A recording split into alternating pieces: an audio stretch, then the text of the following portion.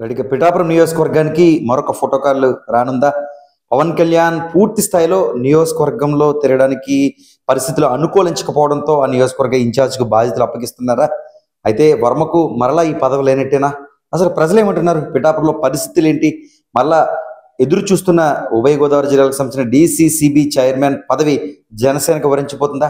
తాజా పరిస్థితులు చూస్తే ఖచ్చితంగా పిఠాపురానికే మరలా డీసీసీబీ చైర్మన్ పదవి వరించబోతుంది అన్నదైతే మాత్రం స్పష్టమవుతుంది. పిఠాపురం నియోజకవర్గానికి సంబంధించి జనసేనకు సంబంధించి నియోజకవర్గ సమన్వయకర్తగా ఉన్న మర్రెడ్డి శ్రీనివాస్ కు ఈ డీసీసీబీ చైర్మన్ గోదావరి జిల్లాలకు సంబంధించి ఉమ్మడి తూర్పుగోదావరి జిల్లాలకు సంబంధించిన డీసీసీబీ చైర్మన్ పదవి దాదాపుగా ఖాయమైనట్టుగా సమాచారం అందుతుంది. తొలుత ఉమ్మడి పశ్చిమ గోదావరి జిల్లాకు సంబంధించి జనసేన, ఉమ్మడి తూర్పుగోదావరి జిల్లాకు సంబంధించి టీడీపీకి కూడా ఈ డీసీసీబీ చైర్మన్లు ఇద్దామని పార్టీ అధిష్టానం భావించినట్లుగా మనకి సమాచారం అవుతుంది. అయితే రెండు జిల్లాల ఒప్పందం మేరకు అక్కడ తెలుగుదేశం కూటమి అంటే అక్కడ తెలుగుదేశం, ఇక్కడ జనసేనకు ఇస్తున్నట్లుగా మనకి సమాచారం అందుతుంది. అయితే గోదావరి జిల్లాలకు సంబంధించి కూడా ఈ కూటమికి సంబంధించి చాలా మంది తెలుగుదేశం పార్టీకి సంబంధించిన ప్రధాన హీరోలు ఉన్న నేతలు కూడా ఈ డీసీసీబీ చైర్మన్ పదవి వస్తుందని ఆశించారు. ఎటుకేలకు పిఠాపురం నియోజకవర్గంలో సమన్వయకర్తగా నేతగా జనసేనకు పవన్ కళ్యాణ్కి అత్యంత సన్నిహితుడిగా ఉన్న మర్రెడ్డి శ్రీనివాస్కి అయితే మాత్రం దాదాపుగా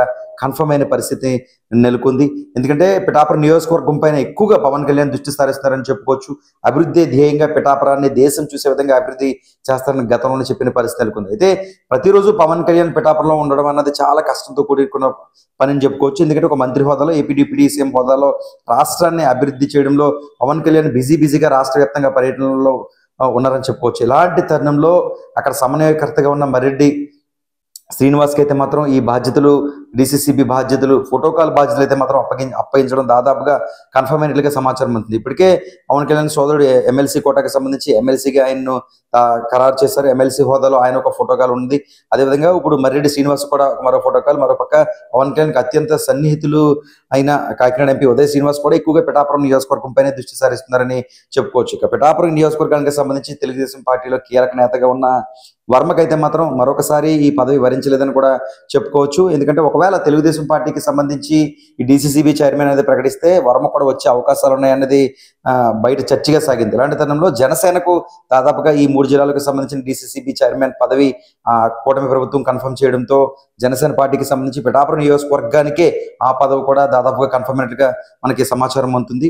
ఫోటోకాల్ ప్రకారం నియోజకవర్గ పరిస్థితులు ఎప్పటికప్పుడు చూస్తూ ప్రజల సమస్యలు తెలుసుకుంటూ పరిరక్షించడం, ఆ సమస్యల పరిష్కార దిశగా ముందుకు వెళ్ళడం, విద్య వైద్యం పట్ల పూర్తి స్థాయిలో దృష్టి సారించడం, నియోజకవర్గాన్ని అగ్రస్థానంలో తీసుకువెళ్లడమే లక్ష్యంగా పవన్ కళ్యాణ్ పెట్టుకున్న నేపథ్యంలో అక్కడ ప్రధానంగా ఆయన సోదరుడు నాగబాబు కూడా పూర్తి స్థాయిలో ఉండే అవకాశం లేదు.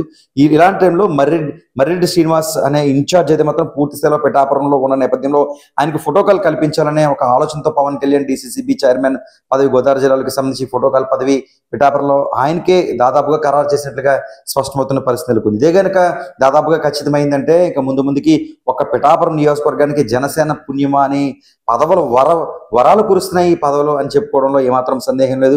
డిప్యూటీ సీఎంతో పాటు ఇటు ఆయన సోదరుడు ఎమ్మెల్సీ కూడా ఆ ప్రాంతంలోకి వచ్చి ఎక్కువగా ఫోటోకాల్ ప్రకారం చేసే అవకాశం ఉంది. ఇప్పుడు ఇన్ఛార్జ్గా ఉన్న మర్రెడ్డి శ్రీనివాస్ కూడా ఈ డీసీసీబీ చైర్మన్ పదవి అయితే ఖచ్చితంగా ఈ ఫోటోకాల్ ప్రకారం నియోజకవర్గంలో పలు కార్యక్రమంలో అధికారికంగా పాల్గొనే అవకాశం అయితే మాత్రం ఎక్కువగా ఉంటుంది. ఏదేమైనా పిఠాపురం నియోజకవర్గంలో మాత్రమే AP deputy CM Pawan Kalyan పెద్ద ఎత్తున పదవుల వర్షం కురిపిస్తున్నారని చెప్పుకోవచ్చు. ఆ నియోజకవర్గాన్ని అగ్రస్థానంలో తీసుకెళ్లేందుకు ప్రయత్నం చేస్తున్నారని కూడా చెప్పుకోవచ్చు. అయితే ఇక్కడ మరొక విషయం ఏంటంటే మాత్రం తెలుగుదేశం పార్టీకి సంబంధించి కీ రోల్ గా ఉన్న వర్మ పరిస్థితి ఏంటి అన్నది మాత్రం ఒక చర్చనీయాంశంగా అయితే మారింది. చంద్రబాబుకి అత్యంత సన్నిహితుడు, మాజీ మంత్రి యనమలకు కూడా అత్యంత సన్నిహితుడిగా వర్మ ఉన్న పరిస్థితి మాత్రం నెలకొంది. అయితే ప్రస్తుతం ఆయనకి ఎలాంటి పదవి వరించలేని పరిస్థితి మాత్రం నెలకొంది. డీసీసీబీ చైర్మన్ పదవి కూడా జనసేనకు వరించిన పరిస్థితి మాత్రం నెలకొంది.